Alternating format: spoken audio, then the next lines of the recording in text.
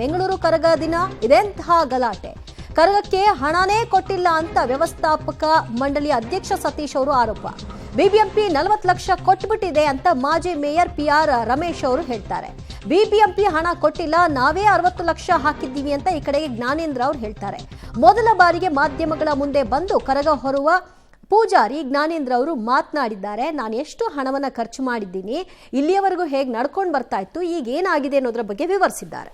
ಸರ್ಕಾರದಿಂದ 1.5 ಕೋಟಿ ಹಣ ಮೀಸಲಿಟ್ಟಿದೆ. ಆದರೆ ನಮ್ಮ ಜನಾಂಗಕ್ಕೆ ಎಷ್ಟೋ ಜನಕ್ಕೆ ಗೊತ್ತಿಲ್ಲ. ಆದರೆ ಇದುವರೆಗೂ ನಮಗೆ ಸರ್ಕಾರ ಮೀಸಲಿಟ್ಟಿರೋ ಹಣ ನಮಗೆ ಇನ್ನೂ ಬಿಡುಗಡೆ ಆಗಿಲ್ಲ. ಇದು 9ನೇ ದಿವಸ ಜಾತ್ರೆ ನಡೀತಾ ಇದೆ. ನಾನು ನಿನ್ನೆ ಇಲ್ಲ ಮೊನ್ನೆ ಚೀಫ್ ಕಮಿಷನರ್ BBMP ಹತ್ರ ಮಾತನಾಡಿ ಕೂಡಲೇ ಇಮಿಡಿಯೇಟ್ ಆಗಿ ರಿಲೀಸ್ ಮಾಡಿ ಅಂತ ಹೇಳಿದ್ದಕ್ಕೆ ನಿನ್ನೆ ಬೆಳಿಗ್ಗೆ 40 ಲಕ್ಷ ರೂಪಾಯಿ ಫಸ್ಟ್ ಇನ್ಸ್ಟಾಲ್ಮೆಂಟ್ ಆಗಿಲ್ಲ ಅಂತ ಅವರ ಆರೋಪ. ಅವರು ಕೊಡಬೇಕು ಅಂತ. ಪಬ್ಲಿಕ್ ಮನಿ ಯುಟಿಲೈಸೇಷನ್ ಮಾಡಬೇಕು ಅಂದರೆ ಅದಕ್ಕೊಂದು ಪ್ರೊಸೀಜರ್ ಇದೆ, ಅದರದ್ದೇ ಆದಂಥ ಕಾನೂನು ಮತ್ತು ನಿಯಮಗಳಿದೆ. ಆ ನಿಯಮಗಳ ಪ್ರಕಾರ ರಿಲೀಸ್ ಆಗಬೇಕು. ಅದನ್ನು ಬಿಟ್ಟು ಬೇರೆ ರೀತಿಯಲ್ಲಿ ನಾವು ಯಾವುದೇ ರೀತಿಯಲ್ಲೂ ರಿಲೀಸ್ ಮಾಡೋಕ್ಕಾಗೋದಿಲ್ಲ. ನಾನು ಖರ್ಚು ಮಾಡಿಬಿಟ್ಟು ನನಗೆ ದುಡ್ಡು ಕೊಡಿ, ನಾನು ಖರ್ಚು ಮಾಡಿದ್ದೀನಿ ಅಂದರೆ ಅದೆಲ್ಲ ಒಪ್ಪೋದಿಲ್ಲ. 100 ಜನ ಖರ್ಚು ಮಾಡ್ತಾ ಇದ್ದಾರೆ. ಆ 100 ಜನಕ್ಕೆ ನಾವು ಕೊಡೋಕ್ಕಾಗತ್ತಾ?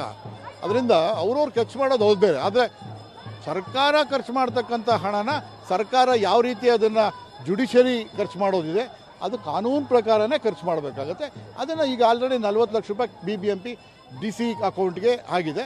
ಅದನ್ನು ಕ್ರಮಬದ್ಧವಾಗಿ ಖರ್ಚು ಮಾಡ್ತಾರೆ. ಆದರೆ ನಾನು ಅಧ್ಯಕ್ಷ, ನಾನು ಪೂಜಾರಿ ಅವರು, ಇತಿಹಾಸದಲ್ಲೇ ಪೂಜಾರಿ ಅವರು ದುಡ್ಡು ಹಾಕೊಂಡು ಮಾಡ್ತಾ ಇರೋದು ಇದೇ ಫಸ್ಟ್ ಅನಿಸುತ್ತೆ. ಅವರು, ನಾನು ಮತ್ತು ನಮ್ಮ ಕಮಿಟಿ ಅವರು ನಾವೇ ದುಡ್ಡು ಹಾಕಿ ಇಷ್ಟು ದಿವಸ ಜಾತ್ರೆ ನಡೆಸಿರೋದು. ಇವತ್ತು ಲಾಸ್ಟ್ ಡೇ ಜಾತ್ರೆ. ಇವಾಗ ಆಲ್ರೆಡಿ 65 ಲಕ್ಷ ಕೈಯಿಂದ ಹಾಕಿದ್ದೀರಿ. ಯಾರು ಇದನ್ನು ತೊಗೊಳ್ತಲ್ಲ. ನಾವು ಹೇಳ್ಬಾರ್ದು ಅಂತ ಇದ್ರಿ ಕೊನೆ ಮೂಮೆಂಟಲ್ಲಿ. ಆದರೆ ಯಾರಿಗೂ ಗೊತ್ತಿಲ್ಲ. ನಾವು ಸರ್ಕಾರ ಕೊಡುತ್ತೆ, ಮುಜರಾಯಿ ಕೊಟ್ಬಿಟ್ಟಿದ್ದಾರೆ. ಇದು ಸ್ವಲ್ಪ ರಾಂಗ್ ಮೆಸೇಜ್ಗಳು.